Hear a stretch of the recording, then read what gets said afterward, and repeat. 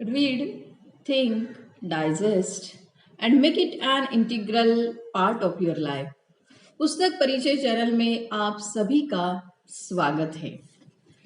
शाम की माँ किताब की कहानियां मैं आपको बता रही हूँ। आज की कहानी है रघुपति राघव राजा राम। बचपन में श्याम भगवान की बहुत भक्ति करता था। उस दिन रविवार था। मंदिर में पुराण कथा शुरू हो चुकी थी। माँ पुराण सुनने गई थी। गणपति का मंदिर श्याम के घर के पास में ही था। घर में कोई नहीं था। सब बच्चे इकट्ठा हुए। भजन करना है यह तय हुआ।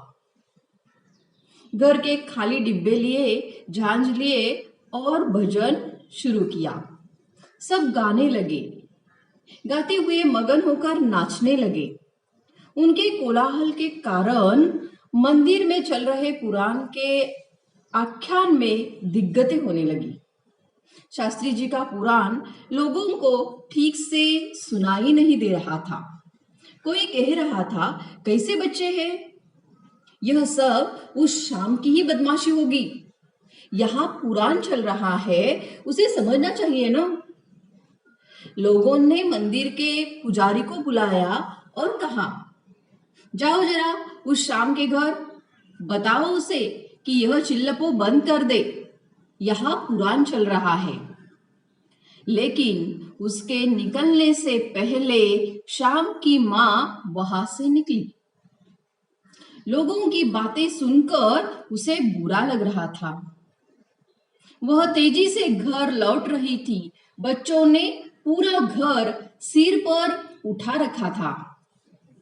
माँ आई तो उन्हें पता भी नहीं चला।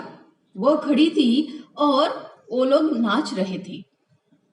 आखिर गुस्से से माँ ने कहा, श्याम। उसकी आवाज में क्रोध था। श्याम सकपका गया। भजन रुक गया। झांझ बजना बंद हो गया।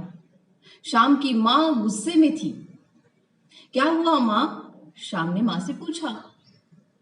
इस तरह हल्ला मचाते हुए तुम्हें शर्म नहीं आती है क्या?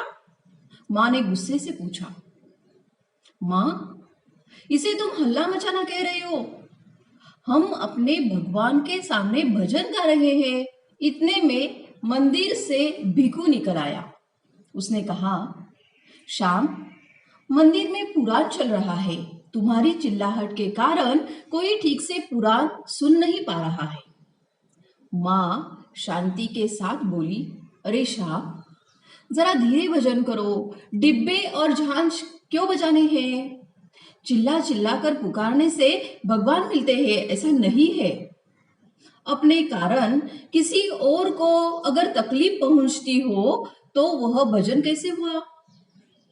तालियां बजाओ, धीरे धीरे बजाना, धीमे स्वर में ताल पकड़ो। भिखू, तुम जाओ, ये हल्ला नहीं मचाएंगे। कहकर माँ चली गई और भिखू भी चला गया। श्याम ने कहा, हमसे गलती हुई। हम धीरे धीरे भजन गाएंगे और केवल तालियां बजाएंगे। जोर जोर से बजाने में क्या रखा है? श्याम, तुम डरपोक हो, हमें यह पसंद नहीं है, बापू ने कहा। इसमें डरपोक होने की बात कहाँ आई? सोच कर बरतना गर्व की बात है। अविचार से बरतने में वीरता कैसी? श्याम ने पूछा। श्याम से नाराज होकर सब दोस्त चले गए। उन्हें राम नाम से अधिक डिब्बे बजाना पसंद था। श्याम अकेला ही भगवान के सामने रघुपति राघव राजा राम गाता रहा। रविंद्रनाथ टैगोर ने कहा है, तुम्हें अकेले ही चलना होगा। तुम अपना कंदील साथ लेकर चलो। लोगों की आलोचना की आंधी छूटेगी। तुम्हारे हाथ का दिया बुझ जाएगा। तुम उसे फिर से जलाना और कदम आगे बढ़ाना। अब तुम्हें अकेले ही चलना होगा। इस कहानी से हमें यह समझ में आता है कि हमारी पूजा से दूसरों को तकलीफ नहीं होनी चाहिए, औरों की पूजा में बाधा नहीं पहुंचनी चाहिए। Thank you.